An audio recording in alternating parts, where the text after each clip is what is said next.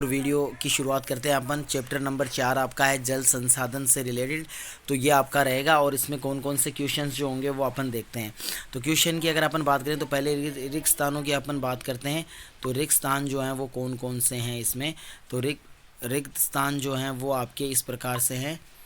ठीक है, पहला आपका एबसद है।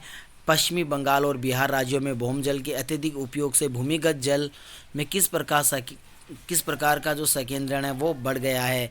तो अर्सेनिक या सखिया इसको आप बोल सकते हो, प्रकार से जो का बढ़ा है। भूमजल के अत्यधिक विदोहन के कारण राजस्थान एवं महाराष्ट्र में भूमिगत जल में किस प्रकार का संकेंद्रण बढ़ा है, फ्लोराइड का। अब ये यहाँ पर आपको ध्यान देने योग्य बात है स्टूडेंट। ठीक है, ध्यान देने योग्य बात क्या है कि पश्चिमी बंगाल और बिहार में सखिया का बढ़ा है और महाराष्ट्र और राजस्थान में फ्लोराइड का बढ़ा है। नेक्स्ट है प्रदूषण निवारण और नियंत्रण संबंधी जल अध्ययन कब बना गया था। 1974 में बना था। ठीक है, तो 1974 आपका राइट आंसर हो जाएगा। ठीक है, बढ़ते हैं आगे।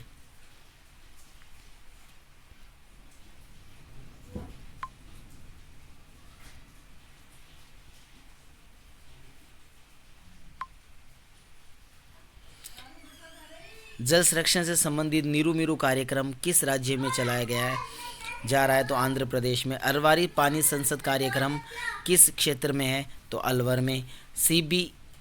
CPCB का पूरा नाम क्या है। तो CPCB का पूरा नाम है central population control board. Hindi में इसको बोलते हैं केंद्रीय प्रदूषण नियंत्रण बोर्ड। ठीक है, नेक्स्ट की ओर अपन बढ़ते हैं। देश के कुल जल संसाधन का सबसे बड़ा हिस्सा किस सेक्टर में उपयोग किया जाता है। तो सिंचाई सेक्टर में उपयोग किया जाता है। बढ़ते हैं नेक्स्ट क्वेश्चन की ओर। निम्न में से किस प्रकार का संसाधन है। तो जल जो है एक चक्रीय संसाधन है। भारत में कुल बोए गए भारत में कुल उपयोग जल संसाधनों की मात्रा का लगभग है 1122। उसके बाद में नेक्स्ट आपका है भारत में निम्न में से किस नदी बेसिन के वार्षिक जल प्रवाह का सबसे कम उपयोग जो है किया जाता है। तो ब्रह्मपुत्र होगा इसका। ठीक है, तो ये आपके आंसर हैं। नेक्स्ट की ओर अपन बढ़ते हैं। नेक्स्ट हमारा है वो इस प्रकार से है। निम्न में से क्षेत्रफल की दृष्टि से भारत का सबसे बड़ा नदी बेसिन कौन सा है। तो सबसे बड़ा जो है वो आपका गंगा है। हरियाली परियोजना संबंधित है। तो हरियाली परियोजना है वो इन सभी से है। ठीक है, इसमें आपके चारों के ग्रामीण विकास, वृक्षारोपण और जल संभरण जो है सभी रहेंगे। नेक्स्ट आपका है राजस्थान में वर्षा जल संग्रहण का ढांचा कहलाता है। तो टांका कहलाता है। निम्न में से राष्ट्रीय जल नीति किस वर्ष जो है संशोधित की गई थी।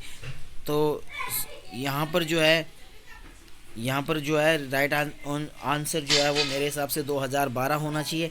बाकी का आप देख सकते हैं यहाँ पर संशोधित पूछा गया है। ठीक है, और वैसे जो राष्ट्रीय जल नीति है वो 2002 में बनाई गई थी, लेकिन इसका संशोधन कब हुआ था। तो जो नई वाली बुक है वो उसमें आपको देखना है, तो उसमें आपको शायद मिल जाएंगे। यहाँ अपना रिक्स्थान हो जाता है भारत का लगभग रेगिस्तान प्रतिशत धरातलीय जल से आच्छादित है। तो अगर अपन बात करें तो भारत जो पृथ्वी का है, भारत का नहीं पृथ्वी का।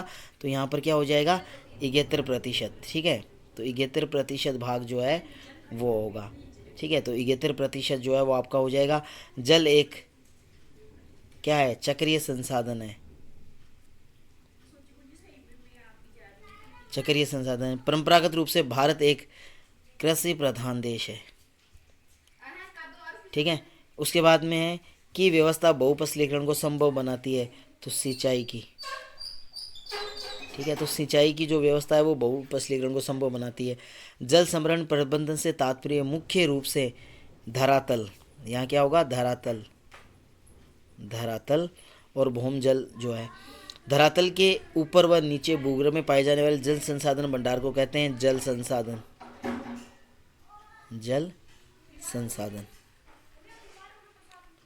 ठीक है, तो जल संसाधन यहाँ पर होगा। उसके बाद में नेक्स्ट आपका आ जाएगा देश में कुल नदियों एवं उसकी सहायक नदियों की जो लंबाई जिनकी लंबाई 1.6 किलोमीटर से अधिक है की संख्या कितनी है? तो ये आपकी है 10,360 है। ठीक है, तो आपको यहाँ पर देखना है 10,360 जो है ये नदियों की संख्या। भारत में सभी नदियों बेसिनों का औसत वार्षिक प्रवाह कितना है? तो भारत में जो औसत नदियों का प्रवाह है वो कितना है आपका? तो वो आपका है 1869। ठीक है, तो 1869 घन मीटर है। ठीक है, 1869 जो है घन किलोमीटर है, सॉरी मीटर नहीं है, किलोमीटर है, घन किलोमीटर है। ठीक है, तो घन किलोमीटर। ठीक है, अति लघुतरात्मक प्रश्न है अब आपके। कौन कौन से हैं? पहला है भारत की किन्हीं 3 नदी जिनका जल संग्रहण क्षेत्र सबसे ज़्यादा है? तो गंगा, ब्रह्मपुत्र और सिंधु जो है वो हो जाएंगी। लेंगुन किसे कहते हैं? तो लेंगुन किसे कहते हैं? तो देखो लेंगुन जो होता है वो क्या होता है? तो लेंगुन की अगर अपन बात करें तो लेंगुन किसे कहते हैं? तो लेंगुन जो है वो आपका क्या हो जाएगा?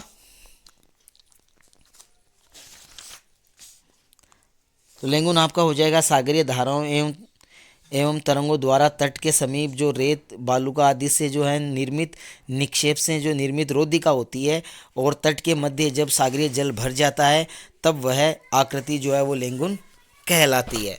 ठीक है, तो ये आपका हो गया। नेक्स्ट आपका है पश्च जल किसे कहते हैं तथा ये कहाँ कहाँ पाया जाए? तो पश्च जल क्या होता है कि जो समुद्र की जो मतलब तट रेखा होती है जो कटी फटी होती है, और उस कटी फटी में जो है समुद्र का पानी भर जाता है तो उसे पश्च जल कहते हैं।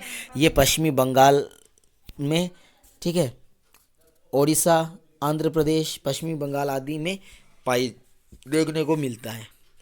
भारत की प्रमुख 4 बहुउद्देशीय नदी घाटी परियोजनाओं के नाम लिखें।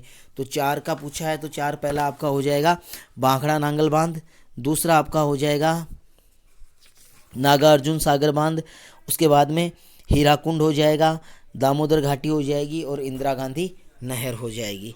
वर्षा जल संग्रहण से क्या तात्पर्य? तो वर्षा के जल को एकत्रित करना, इकट्ठा करना। ठीक है, हरित क्रांति से क्या आशय? तो हरित क्रांति है वो आपका उसमें है। ठीक है, ये जो आपका है चौथे चैप्टर का है, सॉरी तीसरे का, चौथे का नहीं, तीसरे चैप्टर का है। तो हरित क्रांति क्या है? ठीक है, तो फसलों के लिए जो है की जाने वाली है। यहाँ पर ये हो सकता है ये हरियाली हो, पूछा गया हो। उसके बाद में दीर्घ उत्तरीय जो प्रश्न है वो आपके हैं जल क्रांति अभियान का उद्देश्य है उसके अंतर्गत प्रस्तावित विभिन्न गतिविधियों की विवेचना कीजिए। तो ये आप देख लेना, बड़ा प्रश्न है। देश के प्रमुख जल संसाधनों का वर्णन कीजिए। तो देश के जो प्रमुख जल संसाधन है उनका वर्णन करना है, कौन कौन से। वर्षा जल संग्रहण क्या होता है और वर्षा संग्रहण के लिए जो प्रचलित विधियां हैं उनका उपयोग आपको करना है। ठीक है, तो ये इस वीडियो में बस इतना ही। नेक्स्ट वीडियो में फिर से मिलेंगे, तब तक के लिए नमस्कार, धन्यवाद।